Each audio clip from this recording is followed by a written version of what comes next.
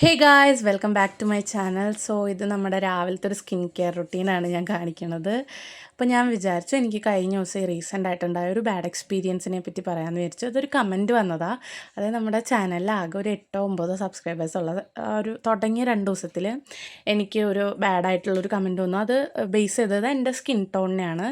ഞാൻ കറുത്തതാണ്, എൻ്റെ കഴുത്ത് കറുത്തതാണ്. എൻ്റെ കഴുത്ത് ജന്മന കറുത്ത കഴുത്താണ്. ഓൾറെഡി ഞാൻ കറുത്ത ഒരാളുമാണ്. സോ ആൾ പറയുന്നത് എൻ്റെ കഴുത്തിന് വൃത്തിയില്ല, എനിക്ക് വൃത്തിയില്ല അങ്ങനെയൊക്കെ പറഞ്ഞു.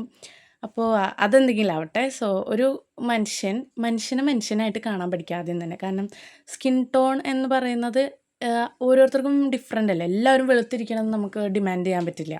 പിന്നെ അതുപോലെ ആൾ പറയുന്നത് മേക്കപ്പ് ചെയ്യുന്നതും സ്കിൻ കെയർ ചെയ്യുന്നതൊക്കെ വെളുക്കാൻ വേണ്ടിയിട്ടാണെന്ന്. ഇതൊരിക്കലും വെളുക്കാൻ വേണ്ടി ചെയ്യുന്ന ഒരു കാര്യമല്ല. അതുപോലെ ഒരു വെളുത്ത ആൾക്കാർക്ക് മാത്രം ചെയ്യുന്ന ഒരു കാര്യവുമല്ല. കാരണം എന്താ, ഈ സ്കിൻ കെയർ ചെയ്യുന്നത് നമ്മുടെ സ്കിൻ നല്ല ബെറ്റർ ആയിട്ടിരിക്കാനും മേക്കപ്പ് ചെയ്യണം നമ്മുടെ ഫേഷ്യൽ ഫീച്ചേഴ്സ് എൻഹാൻസ് ചെയ്യാനും വേണ്ടിയിട്ടാണ് ഇതൊക്കെ ചെയ്യുന്നത്.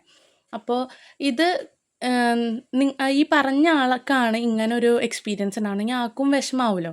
സോ അങ്ങനെയൊന്നും ആരെയും നമ്മൾ പറയാതിരിക്കുക. ആളുടെ ഹൈറ്റ് വെച്ചിട്ടോ വണ്ണം കുറഞ്ഞിട്ടാണെന്നോ വെളുത്തിട്ടല്ല കറുത്തിട്ടാണ് മെല്ലിച്ചിട്ടാണ് ഇങ്ങനെയൊന്നും പറഞ്ഞാൽ ആരെയും ബോഡി ഷെയിമൊന്നും ചെയ്യാതിരിക്കുക. കാരണം ആ കേൾക്കുന്ന ആളുടെ ഒരു മാനസികാവസ്ഥ കേൾക്കുന്ന ആൾക്ക് മാത്രമേ അതറിയുള്ളൂ. കാരണം ഇതുവരെ എനിക്ക് അങ്ങനെ ഒരു എക്സ്പീരിയൻസ് ആരുടെ കയ്യിൽ നിന്നും ഉണ്ടായിട്ടില്ല. ഇങ്ങനെ എന്നെ ഇത്രയും ഇതായിട്ട് പറയുന്നത് നിൻ്റെ കഴുത്ത് അങ്ങനെയാണ് അങ്ങനെയൊന്നും എനിക്കിതുവരെ കേട്ടിട്ടില്ല.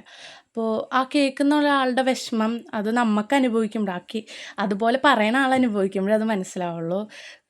ഇപ്പോൾ നിങ്ങൾക്ക് കമൻ്റ് ഇടാം, എൻ്റെ വീഡിയോ കൊള്ളില്ലെങ്കിൽ കൊള്ളില്ല എന്നൊക്കെ ഇടാം. അപ്പോൾ അത്രയേ ഉള്ളൂ ഗൈസ്, ബൈ.